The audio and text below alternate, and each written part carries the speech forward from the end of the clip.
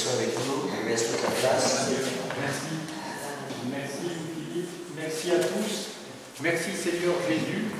C'est une grande joie et c'est aussi plein d'émotions de revoir des visages. Voilà, parce que en fait, je suis à Tahiti maintenant depuis 6 mois. Alors ça marche pas. Voilà, c'est la technique, mais ça va marcher. Alors, voilà, il y avait quelque chose à faire. Et c'est fait. Voilà, donc, il y a 18 mois, je perdais ma femme. On avait prévu, on était en retraite, on avait acheté un très beau voilier dans le sud de la France. On avait prévu de faire la moitié du tour du monde pour rejoindre Albert Richardson, qui était en Polynésie, et parcourir toutes les îles du Pacifique. Et puis Dieu en a décidé autrement, puisqu'il y a un cancer qui a frappé mon épouse. En quelques mois, elle est partie d'un cancer au poumon. Pendant qu'elle était en chimiothérapie, moi j'étais en cardio, j'ai fait 2 infarctus successifs. Et puis, bon, je me suis dit, tout s'arrête maintenant. Tout est fini, il y avait en même temps le Covid, donc plus d'église, plus de prédication. Je me suis dit, bon Seigneur, voilà, après ma femme, tu m'enterres. Et puis c'est bon, on règle la chose. Mais Dieu en a décidé autrement, puisque quelques mois après le décès de ma femme, j'ai appelé donc les frères en Polynésie. Le cardiologue m'a déconseillé de faire la moitié d'un tour du monde en solitaire. Il m'a dit, si tu veux qu'on te retrouve mort, tu fais comme ça. Donc en quelques semaines, le bateau a été vendu plus cher que je ne l'avais à l'acheter. C'était une des conditions. Et donc, quelques semaines plus tard, je me retrouvais en Polynésie. Nous sommes là-bas 3 pasteurs retraités et 3 veufs. Alors en fait, on a fait une colonie des pasteurs. Et j'ai vécu une communion fraternelle comme jamais je n'avais vécu. On est tous les 3 en train de se restaurer. Alors même dans les églises, ils nous appellent les 3 mousquetaires. Jésus étant celui qui nous guide. Et bien sûr, nous allons d'île en île pour prêcher l'évangile. Il y a encore quelques semaines en arrière, j'étais obéissant au Seigneur, j'étais dans les îles australes, pour ceux qui ne connaissent pas. C'est en fait exactement aux antipodes de Jérusalem. Quand Jésus dit « ils iront jusqu'aux extrémités de la terre », eh bien moi j'y suis allé. Mais ce n'est pas moi qui suis allé, c'est Jésus qui m'y a conduit, puisque au bout de 15 jours, on a laissé là-bas une église avec 15 personnes, 2 beaux miracles qui avaient été accomplis pour la gloire de Dieu, pour sa gloire, et des hommes et des femmes qui suivent le Seigneur. Alors on m'appelle assez souvent pour dire quand est-ce que tu reviens, tu dois y retourner. Et le 30 août, je reprendrai l'avion pour rejoindre mes frères et sœurs et pour habiter à Tahiti. Et je dois dire que là où on pense que tout est arrêté, eh bien Dieu ressuscite aussi les choses. Tout a commencé en fait ici en 2002 où j'ai fondé l'association Vague d'Espoir, dont vous allez entendre parler dans quelques minutes, il y aura quelques images. En 2004, ici, je partais pour la première fois, on avait laissé Guy David à l'époque s'occuper des 5 enfants, et on partait pour la première fois avec mon épouse pour 6 semaines en Polynésie. L'idée étant de vous laisser et de partir à cette époque avec les 5 enfants là-bas. Dieu n'a pas permis. On a acheté un voilier pour y partir en étant en retraite. Dieu n'a pas permis, mais Dieu m'y a quand même amené parce qu'il y a des années en arrière, à ma conversion, en fait, j'avais reçu dans mon cœur « Les îles espèrent en moi ». Alors bien sûr, entre-temps, je suis allé à Madagascar travailler, je suis allé dans les îles, aux Seychelles, à La Réunion, je suis allé partout prêcher l'évangile, après vous avoir laissé. J'ai fait aussi toutes les îles de Bretagne, là où j'étais à Vannes, donc Belle-Île-en-Mer a été évangélisée, Ouat, Édic, partout. Ma femme en plus à Vannes travaillait en addictologie, donc avec les gens qui ont eu des problèmes d'alcool, et c'est particulièrement les gens des îles qui ont des problèmes avec l'alcool. Et donc elle me disait souvent, on a les mêmes clients. Et c'est sûr que en travaillant en addictologie, eh bien, les gens des îles venaient écouter aussi l'évangile, parce que l'évangile Eh bien, c'est la puissance de Dieu pour le salut de quiconque croit. Et à chaque fois qu'on arrive dans une île, les gens des îles attendent. Parce qu'ils pensent toujours que le bateau va arriver avec des nouvelles fraîches. Et nous apportons souvent, je dis, j'arrive de France avec quelques nouvelles, mais ça fait 2000 ans que Jésus est venu du ciel pour vous apporter toute la fraîcheur dont vous avez besoin. Alléluia! Et il est plus actuel, lui est plus actuel que ce qui s'est passé aux Jeux Olympiques. Hein. Oh là, alléluia! Vous savez, il savait bien longtemps à l'avance. Mais ce qu'il veut, c'est rafraîchir son peuple, parce qu'il est toujours le même, il n'a pas changé. Et je suis heureux d'être avec vous et de vous présenter maintenant nos vagues d'espoir. Quelques minutes, ça dure 4 minutes. Et ensuite, on va rentrer dans le cœur du problème. C'est notre guérison, notre salut et la victoire en Jésus. Amen. Maestro. Le témoignage, je vais l'allumer dans ta vie.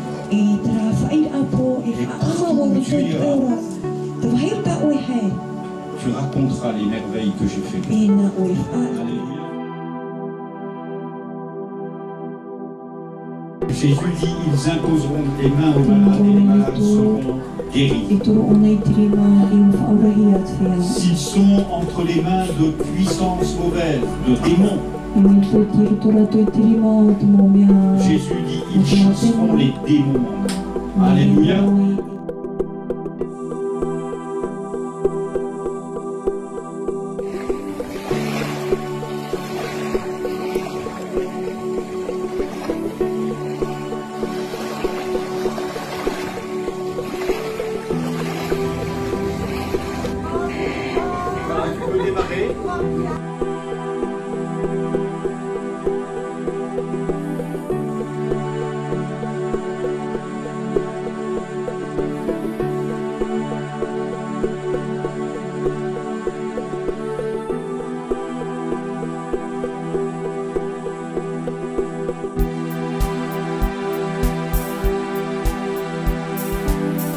La baie de Cook est devant nous, je suis sur le bateau Roxane.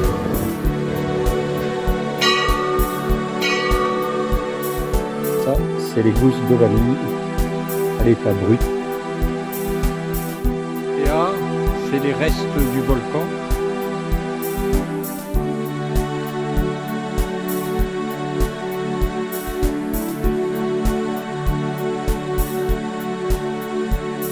La Bible dit que Christ a tout accompli. Vive à toi, viens avec Christ.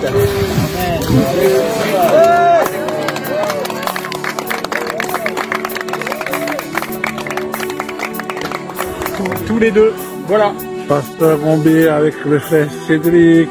Un grand merci à notre Dieu. Merci Seigneur pour ce poisson.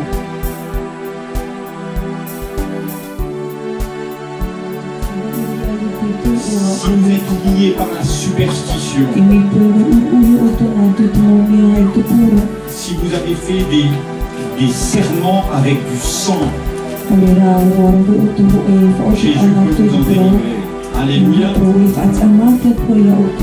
Si vous savez marcher sur le feu, Dieu peut vous faire marcher dans le ciel. Alléluia. Et que vous soyez délivrés des flammes de l'enfer.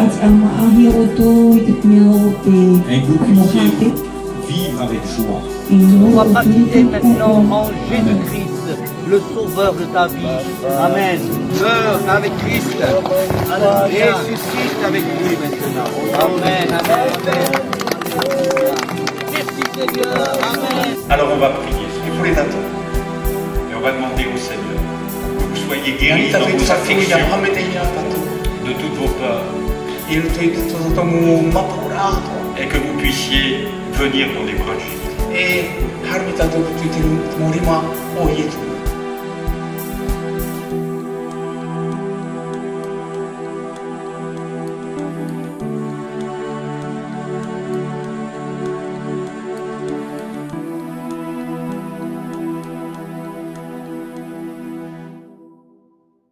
Alléluia.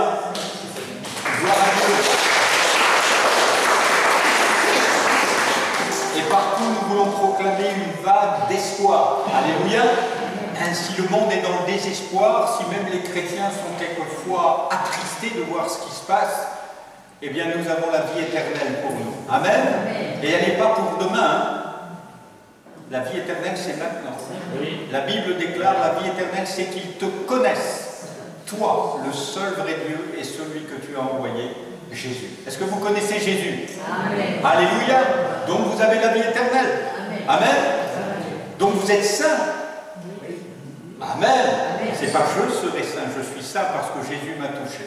Alors vous savez ce que vous allez faire? Vous allez dire à celui qui est à droite, à celui qui est à gauche, je suis heureux d'être avec un saint ou d'être avec une sainte.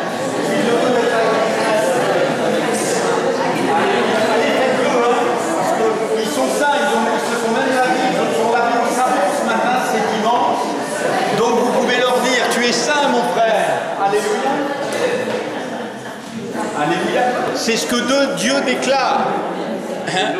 C'est tellement important. Parce que je rencontre de plus en plus de chrétiens qui me disent qu'ils ne sont pas sûrs de leur salut, qu'ils sont encore sales, nous sommes lavés une fois pour toutes. Amen. Il se peut que vous soyez comme moi, vous ayez à certains moments de votre vie attristé le Saint-Esprit. Mais si vous l'avez attristé, vous avez été tellement attristé que vous êtes revenu dans ses bras. Amen. Et si vous êtes là ce matin, c'est parce que vous êtes dans les bras de Dieu. Amen. Jésus lui-même déclare, c'est pas vous qui m'avez choisi. Et c'est pas vous ce matin qui avez décidé d'être au culte. Parce que si vous aviez dû rester à votre maison, vous y seriez resté. Mais quelque part, Dieu nous attire toujours sur son cœur, afin que nous goûtions à ses merveilles. Amen. Et c'est pas vous qui avez choisi, mais Dieu vous a choisi. Avant même que cette réunion commence, avant que nous soyons ici, Dieu vous a attiré sur son cœur parce que Dieu veut vous bénir. Amen. J'étais plein d'émotions pour revenir à Béthune, puisque je vous dis, je suis parti d'ici en 2004 pour Tahiti, et justement j'avais ce matin Tahiti au téléphone, et la sœur qui est la secrétaire de l'association Vague d'Espoir me dit, mais François, 2004-2024, ça fait 20 ans. Mais je dis, c'est formidable, c'est l'âge du mariage. Alléluia. C'est l'âge où on épouse, c'est belle, hein? Messieurs, tardez pas. Alléluia. Après, elles deviennent assez vieilles et elles prennent des rires. Hein? Alors épousez-les tant qu'elles sont jeunes, parce qu'elles restent jeunes et belles. Hein? Amen.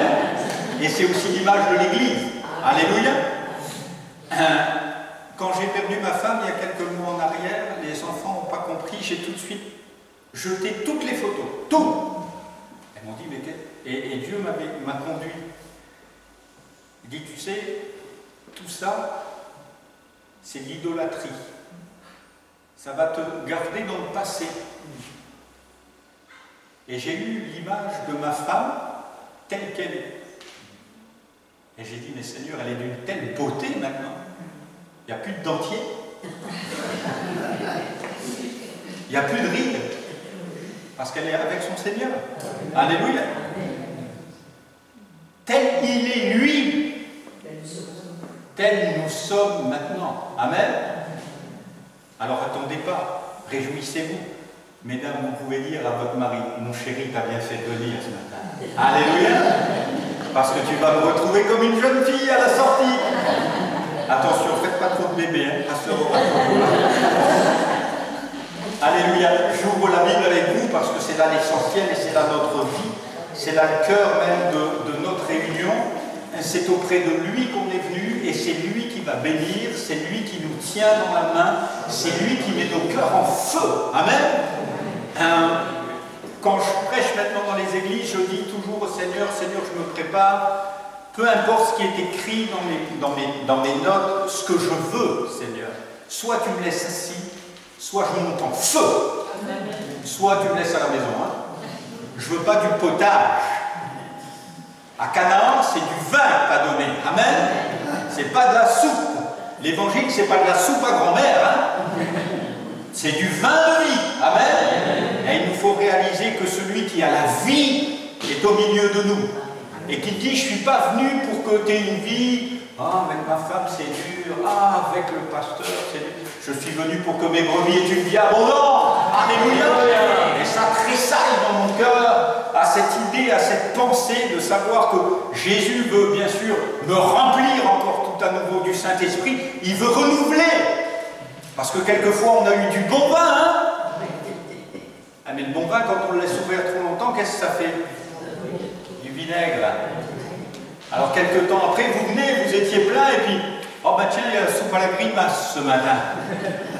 Non, non, c'est du vin nouveau, alléluia, dans des nouvelles outres, parce que Dieu nous renouvelle. Il nous redonne la force. Et celui qui vous parle, qui avait eu 2 infarctus, qui était, je suis arrivé en Polynésie, j'étais perclus de rhumatisme, et j'ai vécu plusieurs miracles. D'affilée, j'ai été guéri d'abord de ma polyarthrite. Je suis arrivé avec une polyarthrite, je ne pouvais pas bouger le matin.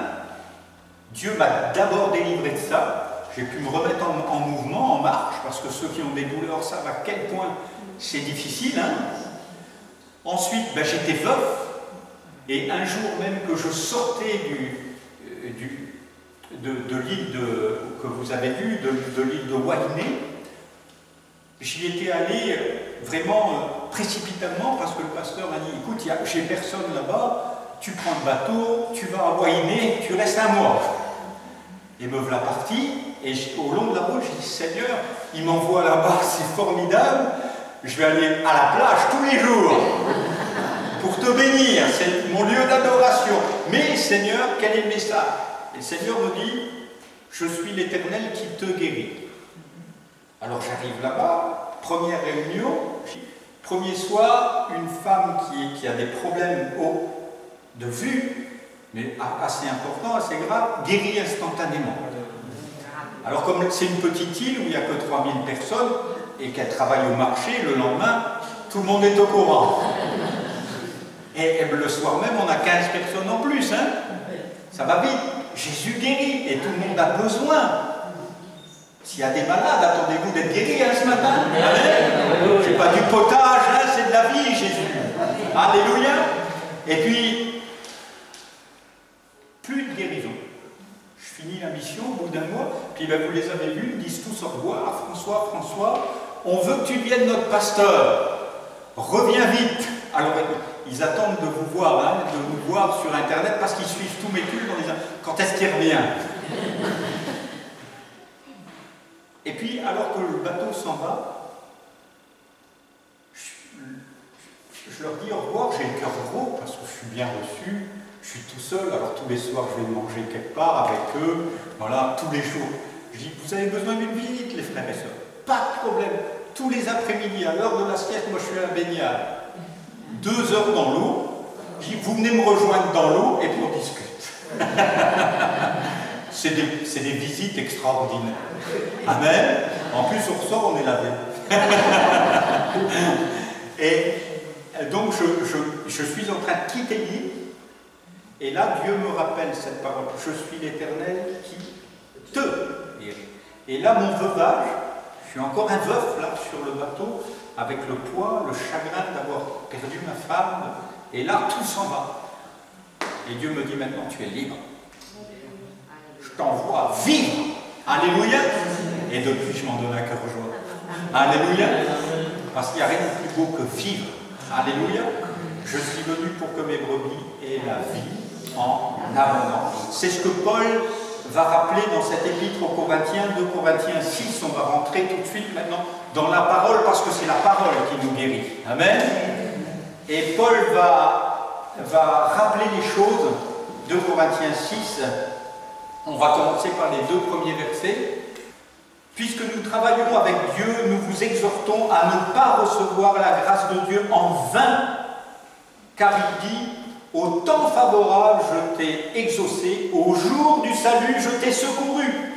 Voici maintenant le temps favorable, voici maintenant le jour du salut. Amen. Alors là tu dis à ton voisin, tu as bien fait de venir aujourd'hui, hein. Dites-lui, hein.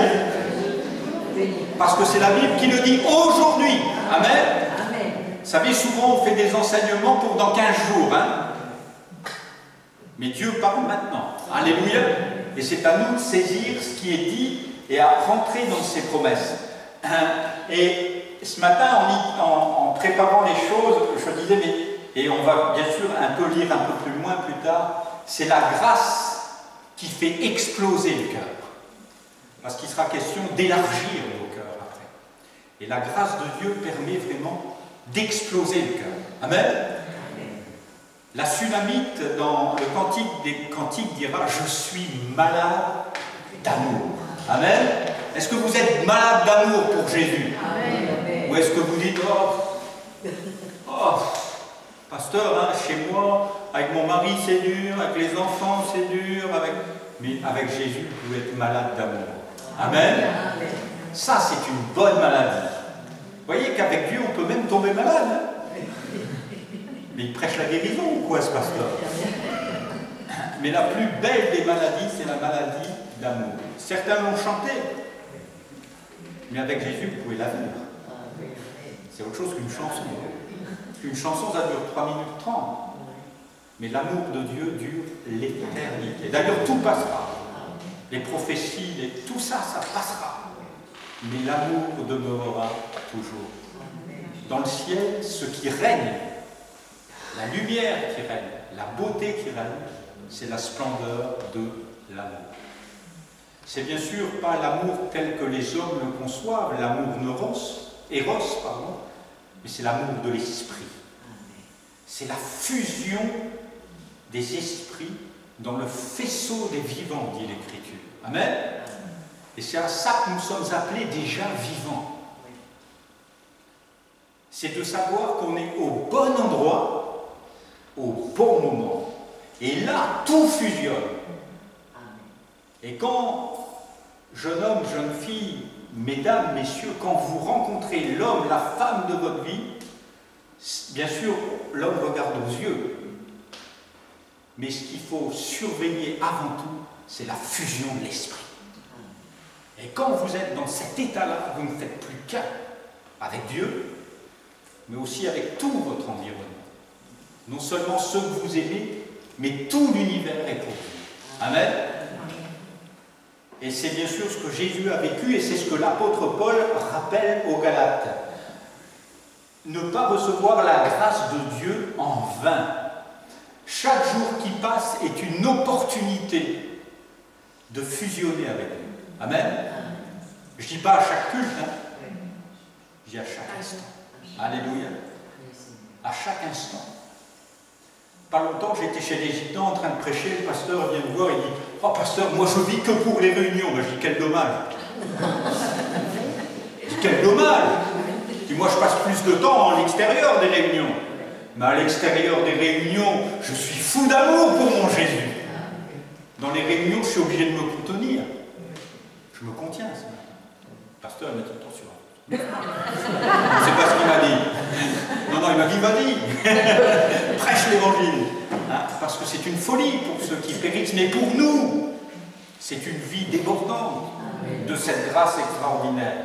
Donc chaque jour est une opportunité, et l'apôtre Paul dit, eh bien, aujourd'hui, maintenant, retrouver ce feu, ce désir d'aimer.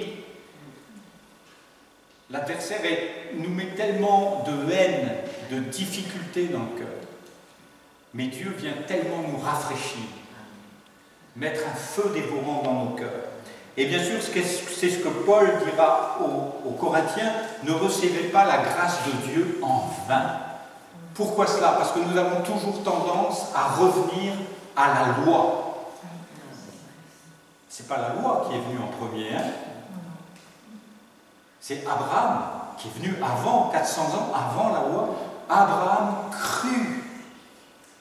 Et cela lui fut imputé injuste. Il n'y avait pas la loi. Et il était quand même mortel.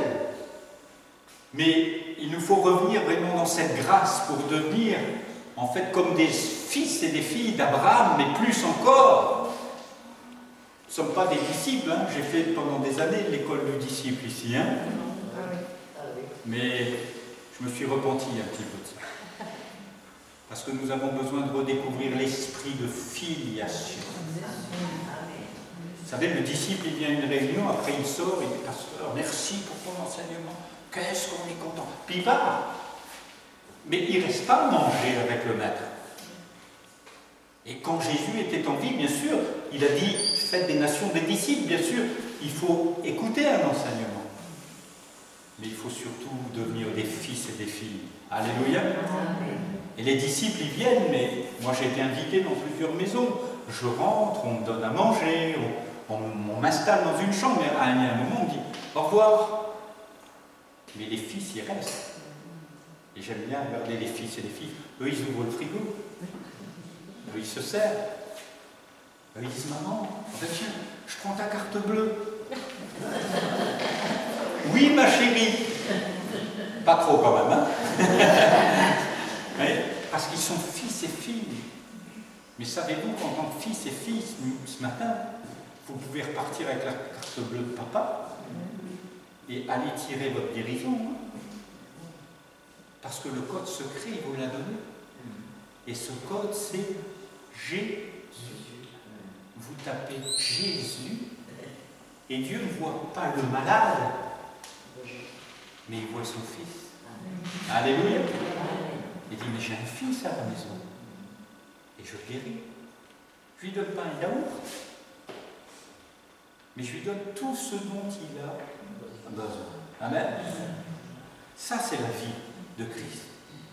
Ce n'est pas de suivre un enseignement scripturel, mais c'est que l'écriture devienne vivante. Amen. Et c'est vraiment ce que Dieu est venu nous donner. La grâce est venue par Jésus-Christ. Jésus nous a donné la grâce et la vérité. La loi est venue par Moïse. La loi va exiger de vous. Et elle ne va jamais faiblir. La loi dit tu ne tueras pas. Et on découvre au fond de nous qu'on est chacun de nous des assassins. Parce que Jésus va prendre la loi et il va dire je ne vous dis pas tu ne tueras pas, je vous dis que déjà si tu as dit raka à ton frère, tu es passible de mort. Déjà quand tu dis ouais mais le pasteur, tu es mort. Tu es sous la loi. Et quiconque ramène à la loi, et je ne veux jamais plus prêcher la loi, parce que vous ramenez les gens sous la malédiction. Parce que c'est la malédiction, la loi. Mais la grâce et la vérité viennent par Jésus-Christ. Et en Jésus-Christ, vous êtes libérés de toute forme de malédiction. Amen. Parce qu'il a été frappé une fois pour toutes, pour accomplir toute la loi. Je suis heureux ce matin parce que mes péchés passés sont pardonnés. Mes péchés d'aujourd'hui sont pardonnés. Parce que dès ce matin, j'ai peut-être dit un mot de travers, je me suis fâché au long de la route, ou quoi que ce soit qui s'est passé. Mon péché est pardonné. Mon péché de demain est déjà pardonné. Alléluia. Parce qu'il a tout accompli. Pour l'éternité.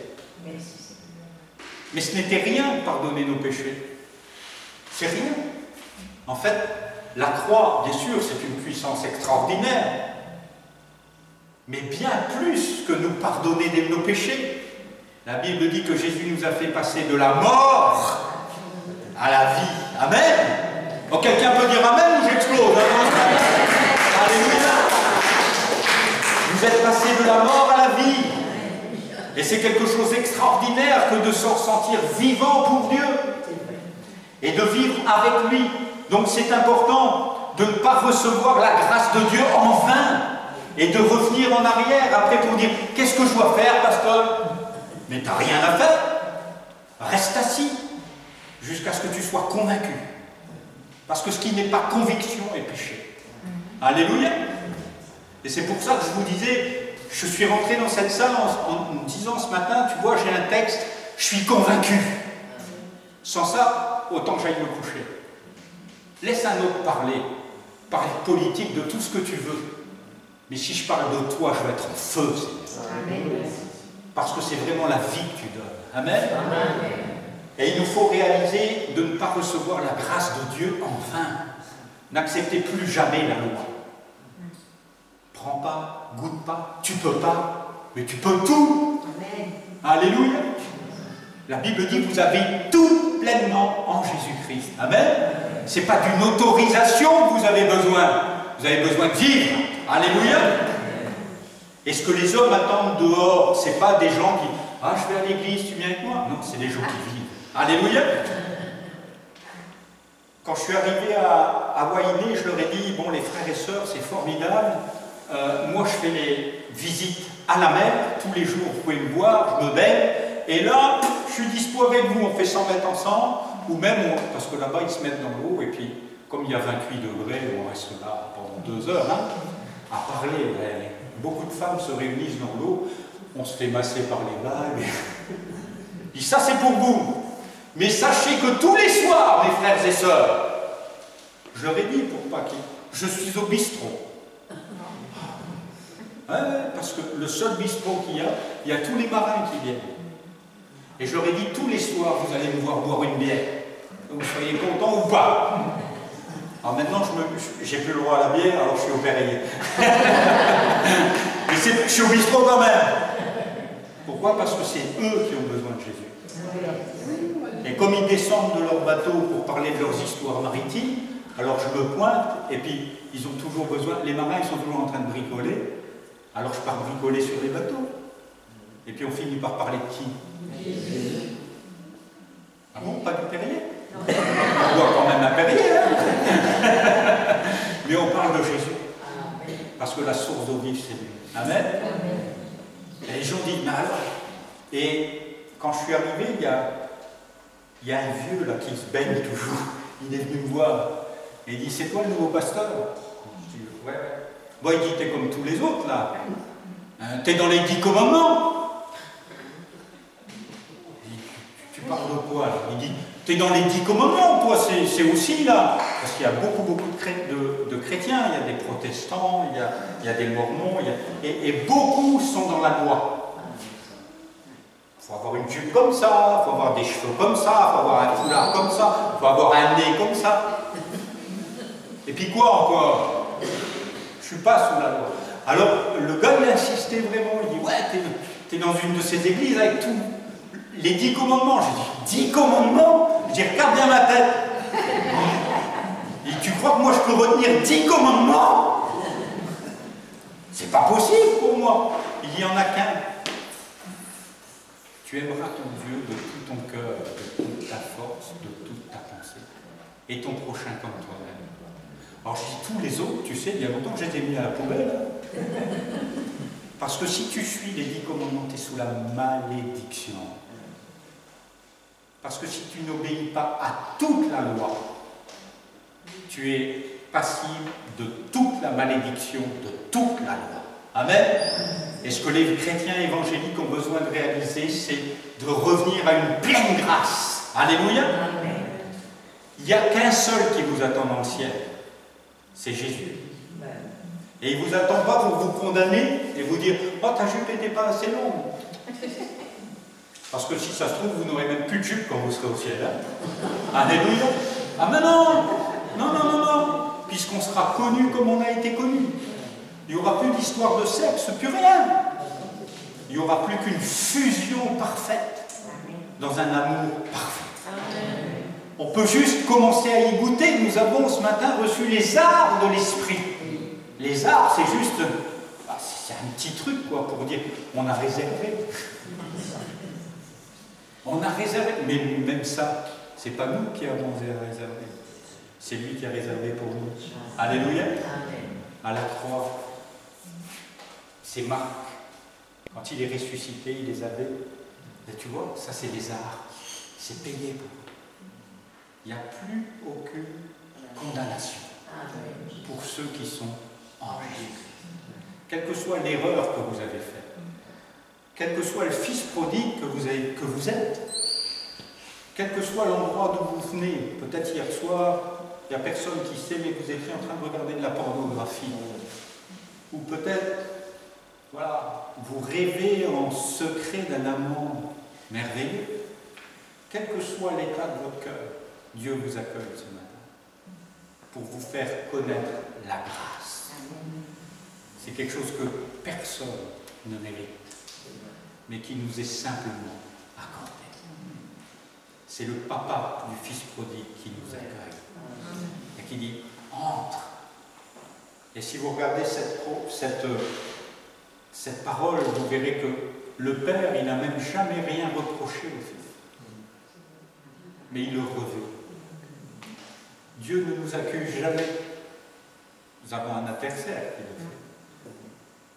Mais devant Dieu, lui, nous avons un avocat qui à chaque fois nous revêt.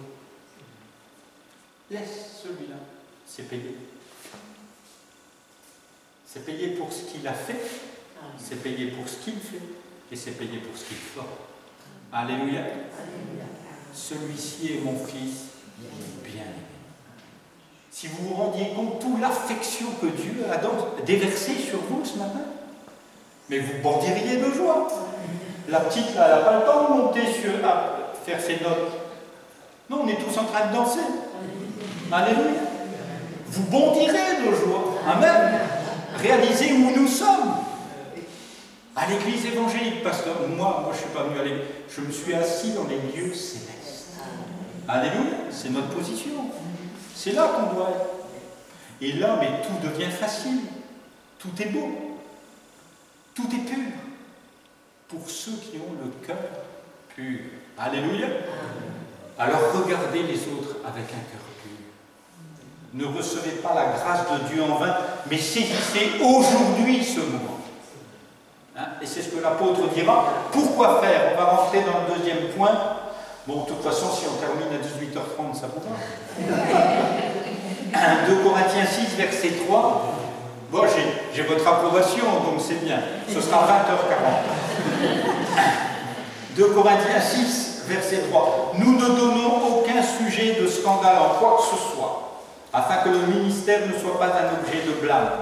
Mais nous nous rendons à tous égards recommandables, comme serviteurs de Dieu, par beaucoup de patience, dans les tribulations, dans les calamités, dans les détresses, sous les coups, dans les prisons, dans les troubles, dans les travaux, dans les veilles, dans les jeûnes, par la pureté, par la connaissance, par la longanimité, par la bonté, par un esprit saint, par une charité sincère, par la parole de vérité, par la puissance de Dieu, par les armes offensives et défensives de la justice. Retenez bien cette phrase, on va y revenir. Par les armes offensives et défensives de la justice. Au milieu de la gloire et de l'ignominie, au milieu de la mauvaise et de la bonne réputation, étant regardé comme imposteur, quoique véridique, comme inconnu, quoique bien connu, comme mourant, et voici nous vivons, comme châtiés, quoique non mis à mort, comme attristés, et nous sommes toujours joyeux, comme pauvres, et nous en enrichissons plusieurs, comme n'ayant rien, et nous possédons toutes choses. Notre bouche s'est ouverte pour vous, Corinthiens. Notre cœur s'est élargi. Vous n'êtes pas à l'étroit au-dedans de nous, mais vos entrailles se sont rétrécies. Rendez-nous l'appareil. Je vous parle comme à mes enfants. Élargissez vous aussi. Amen. Alléluia. Vous êtes prêts? On fait de la gymnastique. Élargissez vous aussi. Amen. Paul est là, c'est ses enfants. Amen. Et si vous saviez comme en tant que pasteur, véritablement l'affection nous saisit, et maintenant j'ai plus de famille, tous les enfants sont... Mais comme vous êtes chéris par Dieu, et comme quelque part le cœur pastoral, le cœur du véritable berger, regarde les brebis comme ses enfants. Amen. On a beaucoup de progrès à faire dans ce domaine-là, parce que l'apôtre Paul n'avait pas de stagiaire avec lui, mais quand il parle de Timothée, il dit « mon enfant ». Moi, j'aurais aimé être en stage avec un patron comme ça. Alléluia. Et c'est ce qu'on a besoin. Cet esprit, encore une fois, que je vous disais, de filiation. Donc, c'est important de réaliser comment élargir son cœur, puisque Paul nous y invite comment les choses peuvent se faire. Et il y a cette phrase donc, que j'ai mise en évidence pour vous, par les armes offensives et défensives de la justice. Non seulement vous êtes saints, vous êtes purifiés, mais est-ce que vous savez qu'au niveau légal de la loi, vous avez été justifiés? Une fois pour toutes, déclarés justes. Je fais un exercice tous les matins. Je suis un homme privilégié, mais les dames encore plus parce qu'elles ne se rasent pas, mais elles passent du temps devant les miroirs. Et moi, j'ai que peu de temps, je n'ai que quelques poils. Désolé. Et tous les matins, quand je me rase, je dis « Bonjour Saint-François ». Comment vas-tu? C'est important de le dire et de le faire. Sache que tu es complètement justifié. Parce qu'il ne se passe pas un quart d'heure, une fois que j'ai posé mon rasoir, sans que le téléphone sonne et qu'on me dise « Est-ce que tu es sûr que ?» Mais je suis parfaitement justifié. Par les armes offensives et défensives. L'apôtre Paul, vous savez, il a appris qu'il était déclaré juste. C'est un assassin, hein? Il a mis sa voix à ceux des autres pour assassiner Étienne. Hein? Et vous savez que ce gars-là était justifié. Waouh! Alors je ne sais pas si vous avez déjà assassiné quelqu'un. Vous l'avez fait avec la langue. Hein? Et il ne faut pas être grand hein, pour le faire. Il y a des petites langues là. Waouh! Assassine, hein, quelque part. Et ce gars, il est justifié par les armes défensives, puisque c'est Dieu qui a pris sa défense. Étienne ne pouvait pas être amené à la vie, puisqu'il était maintenant à la droite de Dieu, puisque Jésus s'est levé. Hein. Quand on meurt dans le martyr, les martyrs, Jésus les accueille, ils se lèvent, hein, dans le ciel. Waouh! On demande les dons spirituels. Il n'y a jamais personne qui demande le don du martyr. Mais ceux qui le vivent, ils sont accueillis d'une manière différente. Jésus se lève. Il les fait entrer dans cette chose. Wow. Et les armes défensives, mais aussi les armes offensives. Et c'est là qu'on réalise ce qu'est vraiment la vie chrétienne. Parce que l'apôtre Paul, quand il se fait arrêter, on va faire traîner son procès à Jérusalem, et voilà, et puis ça se passe pas bien, et puis on veut le présenter devant un tel. Il dit, oh, stop. J'en appelle à César. J'en appelle à la justice offensive. Alléluia. Vous n'êtes pas, pour la première fois, il y a une semaine, j'ai conseillé le divorce à une sœur. Ah, pasteur. Ah oui, je lui ai dit, ça c'est une arme offensive. Elle est entre les mains d'un homme qui est un pervers narcissique, qui est en train de la tuer. Et quand j'ai vu ça dans la maison, il est en train de tuer maintenant son fils parce que sa femme a réussi à à se sauver. Mais le gamin est dans la maison. Je lui ai dit, tu as une chose à faire. Et là, Dieu m'a révélé ce verset. Les armes défensives, justifiées, mais offensives. Je dis maintenant, tu fais comme tu veux, hein. Parce que, ah mais on ne peut pas, pasteur, on ne peut pas. Mais je dis, même sous la loi, il y a une lettre de divorce. Et j'ai dit, Dieu est venu pour te donner la vie. Et il veut que tu vives. Est-ce que tu vas te laisser mourir? J'ai placé devant toi deux chemins, la vie ou la mort. Qu'est-ce que tu choisis? Et Dieu précise, choisis la vie. Et comme elle est dans un tel danger de mort, je lui ai dit, moi tu fais ce que tu veux, va voir une assistante sociale.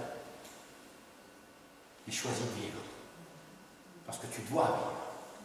Tu ne vas pas te laisser tuer. Et je me dis, mais après l'entretien, je dis, mais pasteur François, et Dieu m'a approuvé. Au fond de mon cœur, Dieu m'a approuvé. Il me dit, c'est exactement ça. Les armes défensives, de la justice, c'est fait, mais les armes offensives aussi. Paul va se défendre. Il va défendre la justification en disant, voilà, vous voulez me juger, j'en appelle à César, parce que je suis aussi citoyen romain. Et quand on va le frapper une deuxième fois, on va l'arrêter, on va le frapper, et il va dire, bon, une fois qu'il a pris quelques coups, il va dire, est-ce que vous avez le droit de frapper un citoyen romain? Ah non, t'es romain? Ah, là ça commence à baliser, vous voyez un peu? Vous n'êtes pas fait pour être maltraité. Vous n'avez pas le droit de vous laisser maltraiter. Mais vous avez besoin de saisir les armes offensives de la justice. Alléluia. C'est exactement ce que Jésus fait face au diable aussi. Alors que le diable essaie de l'entraîner. Si tu es le Fils de Dieu, saute. Il aurait pu sauter. Il était porté, c'est vrai. Mais il dira, il est écrit. Voilà une arme offensive. Alléluia.